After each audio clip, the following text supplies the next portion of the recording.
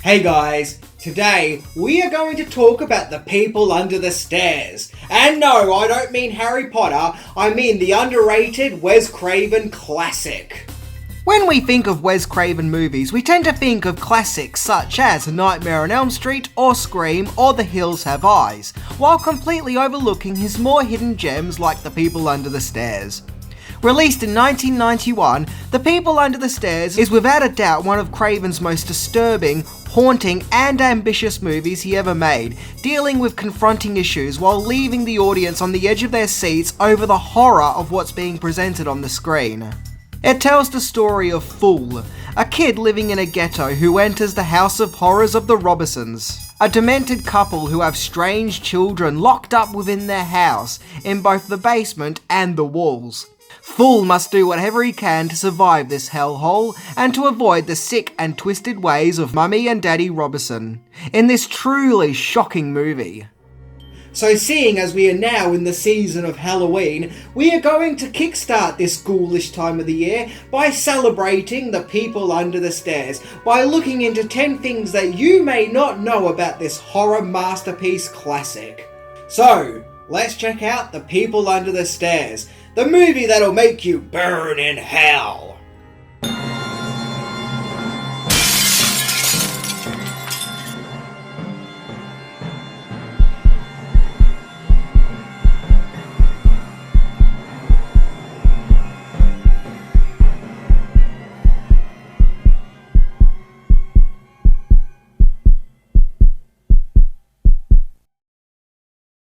So either put the gun down now, or kiss your ass goodbye, boy.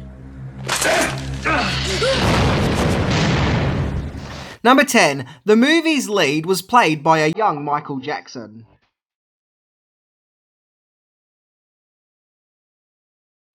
And no, before you ask, I have not finally lost my marbles. The movie's main protagonist, Poindexter Williams, aka Fool, was played by Brandon Adams, who does a really good job. He never comes across as annoying like child actors often do. He's relatable and you generally care about this kid and hope that he's going to be okay. Just 2 years prior, Adams played a childlike version of Michael Jackson in the movie Moonwalker, in a segment called Badder, where he reenacted the Bad music video in character as the King of Pop. Adams also appeared in The Fresh Prince of Bel-Air and The Mighty Ducks, proving the acting range of the young actor.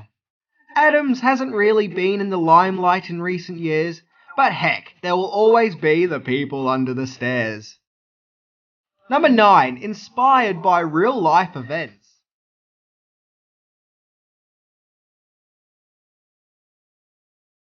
Wes Craven's movies tend to come from a place of real-life horror. For example, his inspiration for creating A Nightmare on Elm Street were real-life accounts of people who suffer from nightmares dying in their sleep.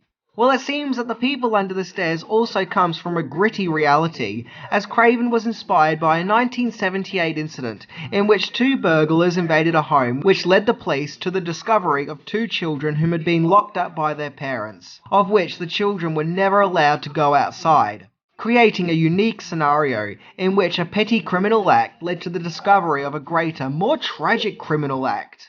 And thus, this real-life incident was the source of inspiration for Craven with The People Under the Stairs. And when you think about it, people being locked up in dark secret places inside someone's home is a pretty freaky conception. Number 8. Twin Peaks lent a hand in the casting.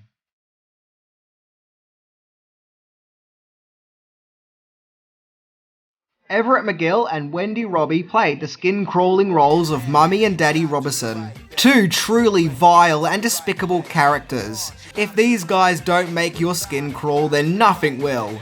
Both actors do a great job in their parts retrospectively, and are both truly memorable, which is important, as if they weren't convincing while being over-the-top evil, then the movie wouldn't have worked. Well, Craven based the casting of Mr. and Mrs. Robinson on the popular TV show at the time, Twin Peaks, as McGill and Robbie played a husband and wife couple in the popular mystery drama as well, as Ed and Nardine Hurley. And it was purely based on that Craven decided to cast them as the evil husband and wife duo in this movie too. despite the fact that they were also brother and sister in The People Under the Stairs, making it even more messed up. And something that people tend to forget is that Everett McGill also played a James Bond villain in the movie License to Kill. He gets eaten by a shark. You know, just throwing it out there. Number 7. Scenes from the movie were used for a theme park ride.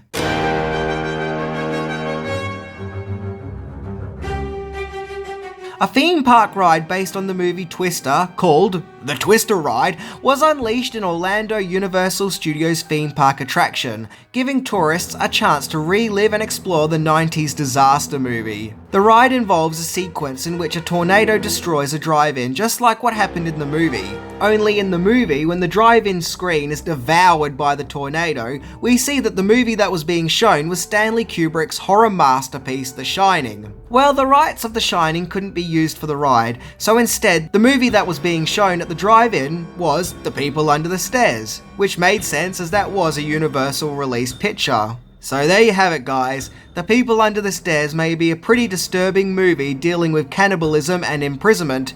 The movie still never stood a chance against Universal Studios' Twister ride. Number 6. A change of music.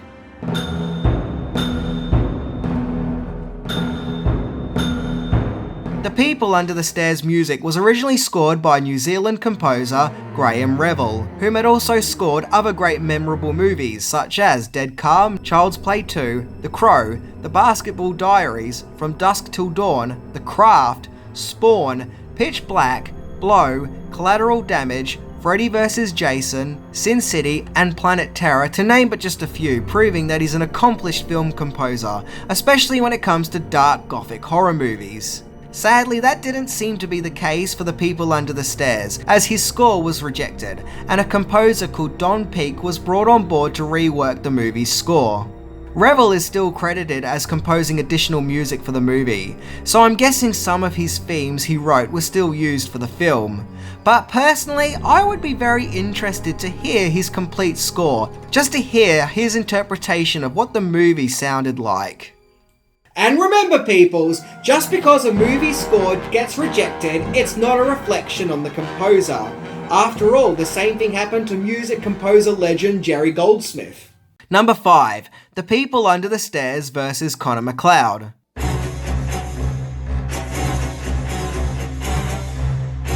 Wes Craven's uncomfortably confronting masterpiece that is The People Under the Stairs was released on November 1st, 1991, and it just so happens that on that very same day, one of the worst sequels of all time was also released, Highlander 2: The Quickening. Yep, this release date saw Mr. and Mrs. Robinson go on a head-to-head battle with immortal Connor MacLeod for cinematic dollars.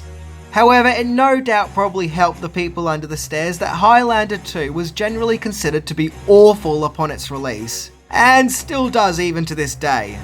Not even the added appearance of Sean Connery could help save this battle of movie gold, as Highlander 2 tanked. November 1st, 1991 also saw the release of Billy Bathgate, the gangster movie starring Dustin Hoffman and Nicole Kidman. Yeah, I remember that one. And if the fact that The People Under the Stairs came out in 1991 doesn't make you feel old yet, then how's about the fact that AJ Langer, who played 12-year-old Alice, is now 44? I mean, okay, she was actually 17 years old while filming The People Under the Stairs, but still, where does the time go? Number 4. The look for The People Under the Stairs.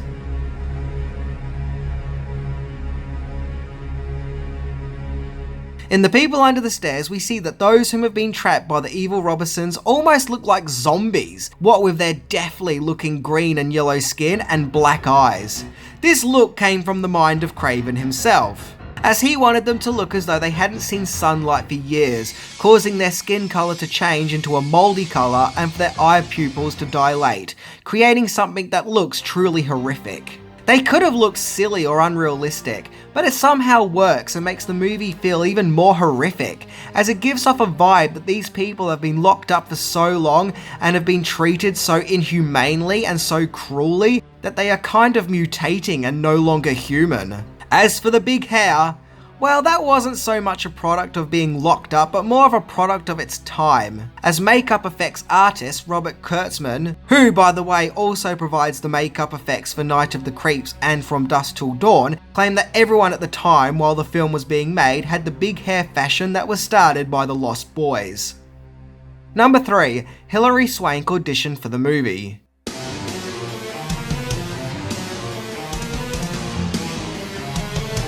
The People Under the Stairs features the character of Roach, one of the Robeson's prisoners, whom had his tongue removed due to breaking their twisted speak no evil policy. The character is creepily played by Sean Whalen, who also appeared in the 1999 horror comedy Idle Hands as an ill-fated police officer. I always felt that in The People Under the Stairs, he almost plays the part like an alien, adding to the tragedy of his character. Well, in the original script, Roach's gender wasn't specified, and actress Hilary Swank originally auditioned for the role, but sadly she didn't get the part. I think that Swank definitely would have put an interesting spin into the character. Never mind, she still had the Buffy the Vampire Slayer movie and the next Karate Kid to look forward to. Number 2. There was going to be a remake and TV series.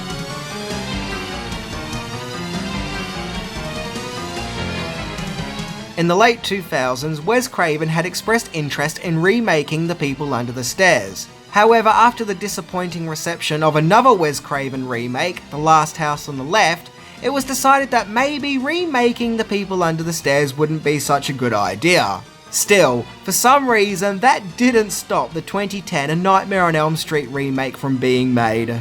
But regardless, thankfully The People Under the Stairs was spared from being remade.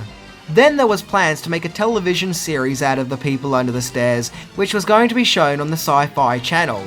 However, Craven, who was helping to develop the TV series, sadly passed away in 2015, and it seems that the proposed TV series died with him, as since his passing there hasn't been any more word of progress of the TV series.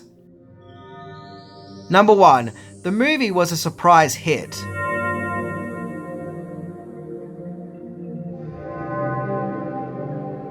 The People Under the Stairs was given a very small budget of $6 million, with Craven pretty much having free range of his movie, as Universal Studios pretty much left most of the creative process of the movie to him, with very little interference. And if there is one thing that Wes Craven's movies have proved, is that even with a small budget, he can still create masterpieces that in no way look cheap. And so The People Under the Stairs was a massive hit when it came out, making $31.4 million, and even getting rave reviews from critics and even winning many awards. Yep, back in 1991 this movie was big business and resonated with movie audiences at the time. In fact, I find the time in between A Nightmare on Elm Street and Scream to be something of a lost era when it comes to Wes Craven movies, where the movies that he made within that time period tend to get overlooked and forgotten about. Well, I think it's time to give The People Under the Stairs another viewing, and for the movie to be as celebrated as some of his other more well-known movies. Anyway, I'm Minty, and Halloween has just started, so burn in hell! See ya!